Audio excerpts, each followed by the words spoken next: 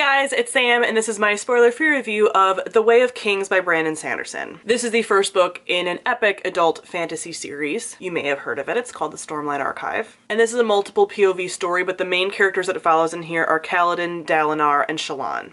At the beginning of the story, Kaladin is a slave who has a history with the armies. Dalinar is a high prince, which is sort of almost like a general or like a governor, like a faction leader that sort of help with the king and stuff. And Chillon is attempting to hunt down a woman that she wants to mentor, not because she actually wants the mentorship, but because she wants to steal a magical artifact from this woman. But this book isn't so much about those characters and the plots, it's really laying down a lot of things about this world. I am not going to hold this book the entire time because I do have it split into two books because I have the UK editions, but it's 1,000 pages. It's over 1,000 pages. I'm putting it up here. So for some context, because Brandon Sanderson is a pretty prolific author, this series is set within his larger Cosmere universe, so all of his adult fantasy works right now are all within the Cosmere universe. So of those, I have read the entire Mistborn First Era, I have read Warbreaker, Elantris, and the first book in Mistborn Second Era. Just to give you some context, that I do know some things about like the Cosmere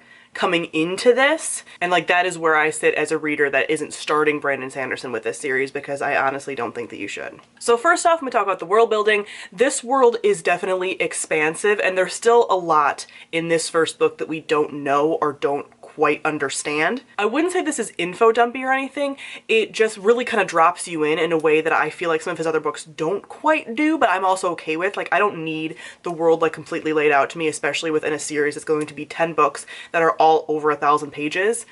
We have some time to get to know the world. But this is a very interesting world. It's pretty large and we only have seen a small portion of it, so we really only are following like one type of people right now. There's a bunch of different races that are mentioned and we see some of them, but right now this part of the world that we're in, we're really only following like what's going on there, but also knowing that's going to have an effect on the rest of it. The like flora and fauna is even kind of interesting here. We're in this world that has these really massive storms that are sort of magical in nature as well, and so the flora and fauna kind of like protects itself because of that. So a lot of the animals, even though they're described as things that we would think are mammals, are more like crab-like creatures with like, you know, like hard shells and stuff like that. And then the fauna will like hide itself in the earth during like these high storms and stuff. So it's a very interesting take on a world that I haven't really seen like this. There's also a like borderline scientific element to this as well, because there's this thing called Spren.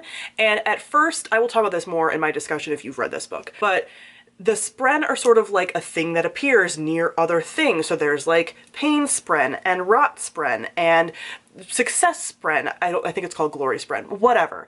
And so it's almost this like scientific element where it almost feels like these are actually like creatures slash molecules that are around these things. It hasn't quite been explained within this book, but it's just something to note that I haven't really seen again used in any other kind of fantasy book. I do feel like this world does almost imply that it's more connected to a lot of the other Cosmere stuff than some of the other books that I've read in this series. There are characters within the Cosmere, if you're not familiar, that are able to jump between worlds, so they will pop up in different books. So far, they are not the main characters in those books, although I'll get to one that pops up that is much more prevalent in this book than he was in any of the other books that I've read by Sanderson so far. But this series definitely feels the most interconnected of all of the other series. I definitely even feel like some of the magic is similar to some of the other worlds, so I'm like, I don't know, man.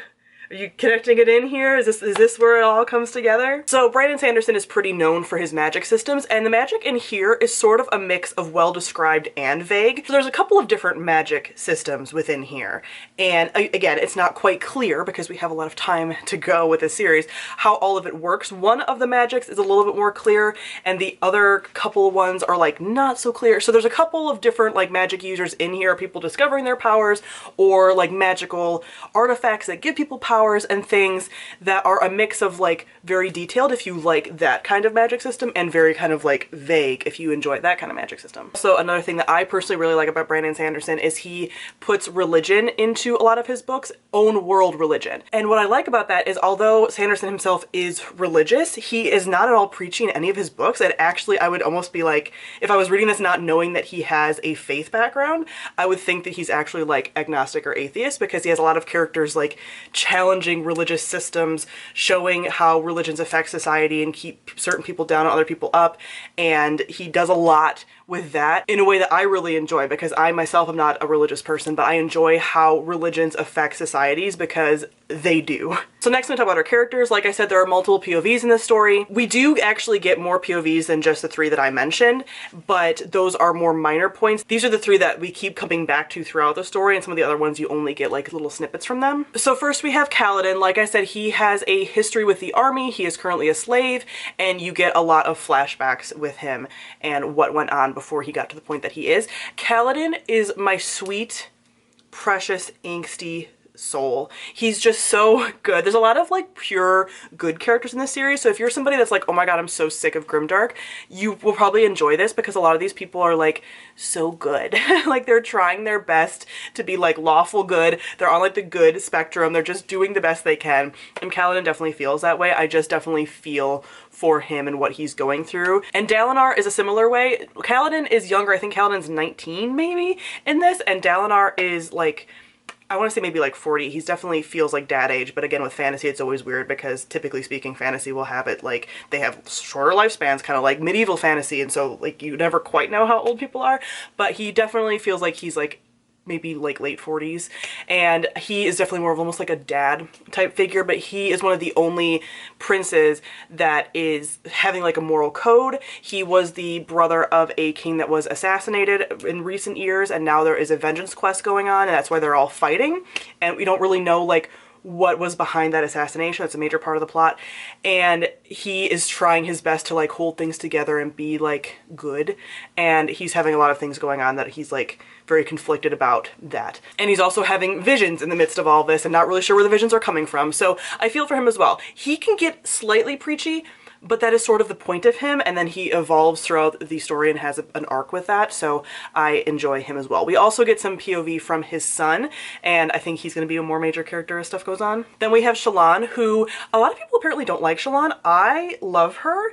Like I said, she is trying to become a mentee to this woman who is actually attached to like a lot of the royalty that I just was talking about, and that woman is a pretty advanced magic user, but is also known as this like scholar. So she is trying to find her and become her mentee. And I enjoy Chillon because she starts out pretty naive, and she comes from a sheltered family, and that's kind of the point. She brings this up a lot, but she really comes into her own when she sees all the things she can learn and is out from under her family's thumb. And the woman that she is pursuing, Jasna, is another wonderful character who I don't really want to quite get into because like spoilers and stuff, but she is fantastic, and I probably love her the most of all the female characters in this series so far. Then I want to briefly mention Hoyt, who is a character that is one of those world jumpers. So he is a character that has popped up in every single Sanderson book so far, sometimes mentioned by name, and sometimes you just know that it's Hoyt, and Sanderson will actually answer like, where is Hoyt in this book?